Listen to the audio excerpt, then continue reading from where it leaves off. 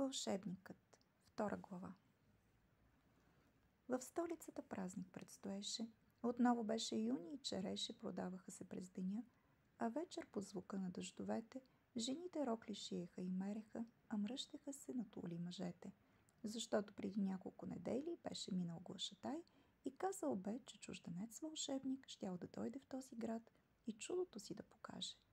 Може би е шарлатанин. Знам ги още преди време аз, каза в кафенето стар търговец на хората насядали по масите. Не винаги аз бил съм стар. Не винаги в моя магазин продавал съм отвари и помади. Безгрижен бях в младостта си. Свободен, ведър, като майски ден, а имах още чудна дарба, умеех думи да редя. Госпожи и момичета в града въртяха се около мене и щом погледнах някой от тях, се мислеше за муза тя. Но муза бе единствено сестра ми.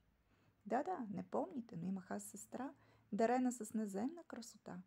То всеки мислите и за своята муза, не прави изключение и аз, но разликата между мен и другите беше, че сестра ми за беда, макар красива като сребърна луна, магиосница изкусна беше. Не ме обичаше и все ми пакостеше, над моите рими се надсмиваше, кривеше си красивата уста и грозно стиховете вдъхновени с преправен глас пред мене рецитираше. Хващаше се за сърцето и очи въртеше, скъса ми тетрадката веднъж, но после ме погледна натъжено и моето сърце от жал скърши. Изглеждаше така сломена, че аз веднага се заклех да браня тази красота безценна и вечно да обичам той лице. Търговецът замлъкна и унесен, загледа чашата пред себе си. Наоколо мълчание цареше. Беше юни пак и из града ни мина глашатай и както днес каза, че вълшебник отдалече щял празника ни тук да почете и своето изкуство да покаже. Дойде денят и моята сестра облече най-красиви дрехи. Ще кажете, говоря си така, защото просто паметта подвеждаме, но не, вълшебна в дрехите си беше тя. Семейните бижута от ковчежето кръстяха гордата глава и виеха се гривни по ръцете й. Царица толкова красива никога не е била. Ще кажете, че стар съм, изкофял и спомените преувеличавам. Аз също бих го казал на часа, ако поне с малко беше вярно. Какво не бих тогава дал, да беше по-обикновена, да беше сложила копринен шал и було пред лицето си, защото плашеше ме тази красота. Не бе от Бога, беше ми известно. Аз знаех, че магиосница е тя, че пакости ми прави и ме наранява, а после с искрена тъга, да, това, приятели, е също вярно, пред мен се срива и от звездните очи потича моята вина. Но тази красота сега ме плашеше и казах й, оставаш у дома. Навън се сипеше порой, но беше тихо в кафенето. Търговецът отново замълча, въртеше в пръсти сребърна монета и восъкът обвил годините, в мислите му бавно се топеше. На празника отидох сам и няма нужда да разказвам в какво превърнал беше се градът. Това и вие най-добре го знаете, защото няма разлика в празниците, ни в миналото, ни сега. Една и съща празна суета, която делника работен разрушава, когато немислимото дори за мигове броение е възможно, но само после за да изгори. Дали ни скриват празничните дрехи или повече от нас разкриват, не знам, тогава още бях безгрижен, не мислех толкова като сега. Някъде в програмата там стихове възложили ми бяха да чета, но кой от празничност нелепа нуждае се, когато е поет, когато странства сам в небитието, когато своите емоции погребва под фината резба на думи сплетени. Сестра си бях заключила дома, изплашен от блестящата й хубост, но щях пред всички да редя слова и тъй да привлека бедата, от която толкова тогава се страхувах. Пред шатрата с голямата табела приседнал беше гостът ни прочут. Момче такова като мене, багажа си не беше разтоварил, но флейта в ръцете си държеше. Аха, си казах, всичко тук е ясно. В торбата му змия е скрита и с флейта той ще я събуди. Голяма работа, каква магия. Кого ли може да очуди с този номер тъй познат? Всеки юни идват ни такива. Засмях се, вирнах нос и да подмина. За малко щях прочутия ни гост, но той от флейтата отмести поглед и глава повдигна. Сега ще кажете отново, че нещо съм недовидял, че силно украсявам спомена и в разказа си собствен се увличам, но помня ясно като днес, как в образа на непознатия видях аз своето лице. Това е трудно да се преживее, а как да се опише? Земята под носете ми разтресе се, наоколо основяха минувачи, поглеждаха към мене и към него, но сякаш нищо странно в нас не виждаха. Момчета две, поет едното, а другото флейтист. Когато дойде им редът в програмата, ще спрем за малко да ги видим. Стоях и гледалко. Добре, да кажем, че на мен прилича. Може би игра на светлината, може би умът ми беше от многото умора претоварен. Говорех си така, успокоявах се. И сигурно след кратко време всичко щеше да отмине, тъй както всяко нещо отминава. Но той засвири и след миг мелодията образ нарисува. Подсили някои черти, нанесе сенки за штрихова и сякаш от невидима палитра изписваше се лик познат. Сгъсти се сянката и плътна стана и скоро в етера до младия флейтист стоеше в целия си ръст сестра ми. Аз знаех, че не е от плът, че беше някакво видение, създадено от трелите на флейтата. Ще кажете, какво пък случва се? Тъй често музиката образи създава. Да нали и аз самият непрестанно с перото си рисувах. Този образ на сестра ми не беше мой.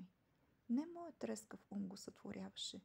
Да, същите пленителни черти, но толкова изящна мекота, една покорност и смирена красота, каквато в нея не познавах.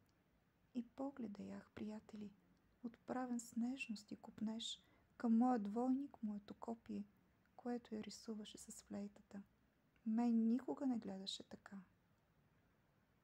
И аз започнах да редя, стих след стих и да разказвам. Рисувах я с моята боя, а флейтата най-стройно ми пригласише. Той свиреше, а пеех аз, и сякаш тя самата бе до нас, и двамата за нея се сражавахме. Той свиреше, а пеех аз, наоколо ни ръкопляскаха. Целият площад край нашата шатра беше се събрал, а аз със своя образ се сражавах. Усещах, че гласът ми отмалява, тъй както пролетно венче огъва се под златна диадема. Усещах как ми отнема. За образа и борех се до плач, но тя седеше надалеч и не го гледаше. Вратата шумно се отвори, извик се втурна в кафенето на някаква жена детето. Стояшка с бузки зачервени, а тя го смъмри: тихо стой до мене. И то притихна, стареца загледа, защото всичките към него гледаха. Вълшебник, рекох изтощен. Бе ясно, че съм победен, но от кого? От моят двойник нямаше и помен. Изчезнал бе, тъй както бе дошъл. Пред шатрата багажа му стоеше и страж го пазеше с досада. Вземи, момче, това е излишно нещо, дето този шемец си забрави. Някакви буркани, кремове, помади. Върне ли се да ги вземе, знаем те къде живееш и при тебе ще го пратим. Понесох тежкия багаж, но повече тежеше ми сърцето. С кого се бях надпявал днес? С кого и за какво? Сякаш дълго бях стоял пред огледало и спорил бях с отражението си. Сестра ми много би се смяла. Но къде бе тя? Претърсих всяка стая, но нямаше от нея ни следа. По-старите от вас, навярно, помнят какво се беше случило тогава. Търсихме дни и нощи. Цялата страна в тревога беше. Всички бяха чули, че от столицата някаква мома изчезнала и търсиха навсякъде вълшебника. Но кой бе той? Всеки бе го срещал, ала себе си единствено в него бе видял. Едни разправяха, че бил певец, други царствен благородник, трети селянин от труден или идващ отдалеч търговец. Той свиреше на флейта, казвах аз. Носеше чувал с помади, беше тъмнокос и млад. Не, отвръщаха ми. Стар и беловлас. Така не можехме да стигнем никъде. Едно обаче беше ясно. Само моята сестра бе изчезнала внезапно и само аз замяна имах шишетата му и бурканите. Търговецът погледна към стената, където меч висеше за украса, спомен от последната война. Въздъхна тежко и в тишината разказът му продължи. Какво ми беше в онези дни, няма нужда да разказвам. Всеки, който от човек любим лишен е бил така внезапно, знае празнотата, ямата огромна, която се отваря. Как искаш в нея да потънеш ти, как иска ти се звяр да срещнеш, разбойници, светкавица и гръм, и мигом другаде да се преселиш, и някак си земята да обърне наопаки и хора и дървета, и тъй да отнесе и твоята мъка, и тъй да отнесе и теб. Но жив останах. Магазин отворих, за кремове отвари и мехлеми. Вече не творях поеми. Онези кремове, с които съживяваме изтлели чувства, рани непорязани, само ние в цялата природа опитваме да задържим това, което някога било е, което даже и не е родено в света реален, в който само сенки събираме и нейде вграждаме, в стени, в отношения, в поеми, а после чудим се защо живеем единствено с надгробни камъни и недовършени проекти. С меч отрязах миналото аз. Далече ли е? Не е твое. И никога не е било. Сега разбирах самостта на моята изчезнала сестра. Докато аз творях с думи непознатата, докато сянката й вграждах в образ чужд, тя късаше враждебните тетрадки, а после плачеше и скръбното лице превръщаше се в моя муза. Венчето с маргаритки в косата й с златна диадема смачквах, и тя с нея в онзи ден злокобен показа се до пътната врата, в цялата зловеща красота, която толкова ме бе оплашила, но всъщност аз се бях създал. А после пред флейтиста я показах, и образи й бранех с рими, но той вълшебник бе и победи ме, жената в плът от мене похити, на мен остави кремове и еликсири. И ето, чувам как отново някакъв вълшебник щял изкуството си тук да показва. Не знам, приятели, не знам, аз стар съм, в чудеса не вярвам. Каквото си направите, това е. Но много тук се засегях. Отивам пак при своите отвари. Бъдете здрави, утре пак ще видим този чуждестранен маг. Какво ще ни покаже?